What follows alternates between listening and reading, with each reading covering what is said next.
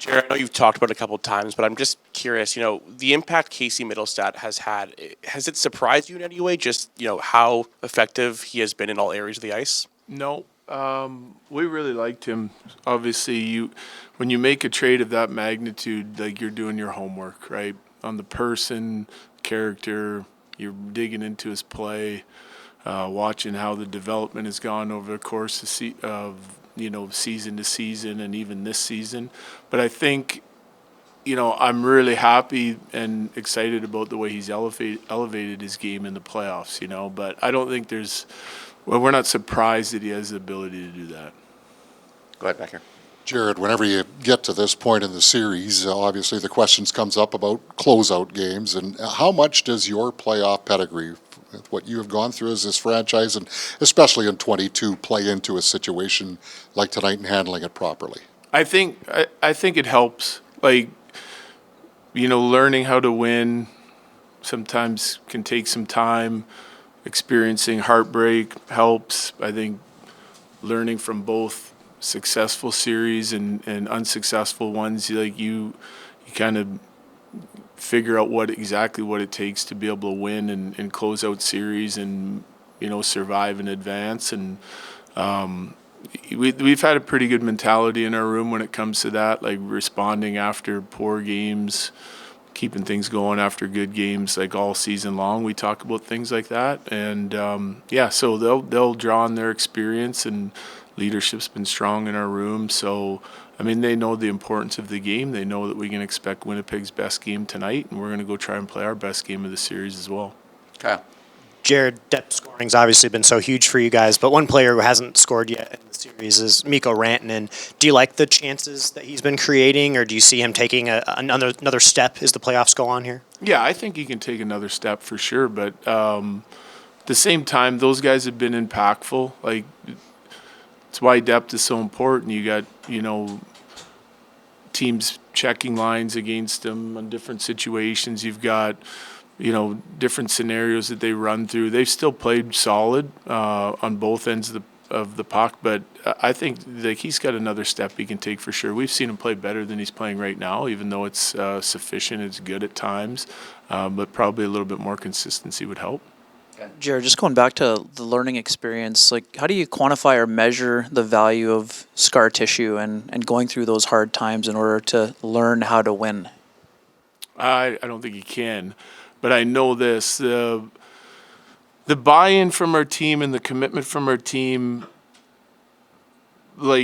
after we lost a couple years in the second round, from day one of training camp in 2022, coming back with a lot of the same group, really the same group, was off the charts. It would have been hard to measure the gain that we got from the commitment standpoint and the focus on what it would take for our team to win in the playoffs based on the previous years. You always think you're a team that can win. We felt that for years. We went through the heartbreak, and something needed to change. And structurally, tactically, we'd learned some things as a staff and as a team, but also the biggest change for me was just attitudinal in our locker room and the standard that we were going to set and what we discussed all year long. It had nothing to do with 82 games of wins and losses. It was a strict focus on what we would need to do to win at the toughest time of the year, and we've kind of kept that going throughout the course of the next couple seasons. Corey.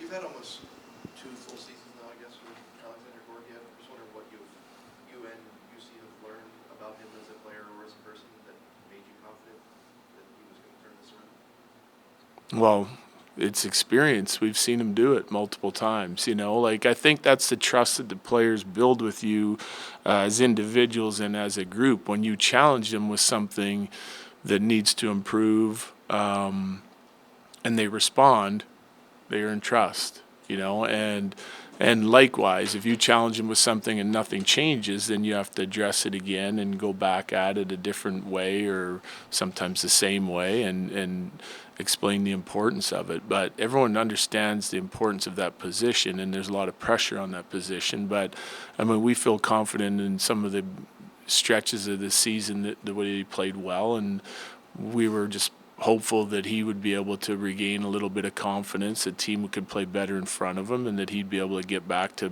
where he'd been for the bulk of the season. I mean, he led the NHL in wins, so it wasn't like we're like trying to make enormous changes. We just needed to get him back to where he was multiple times during the season, and he did that. He put in the work to do that, and he changed his mindset, and so it looks good on him. Last two, we'll do then finish with Megan. Just one more Mittelstadt. In what areas has he elevated his game, and how important is him doing that, kind of the difference in going from a good player to a great one? Well, it's huge. The impact is huge. Like for me, it's more physically involved, stronger on pucks, more tenacious on the forecheck. His wall play's been outstanding.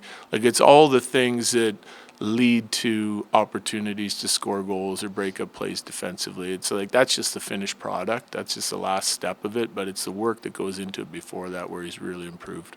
Last one, Megan. You put a lot of effort into preparing your team, but can you speak to the significance of having a group that absorbs your points of emphasis and puts the effort into execution? It's crucial, otherwise I might as well not even be here.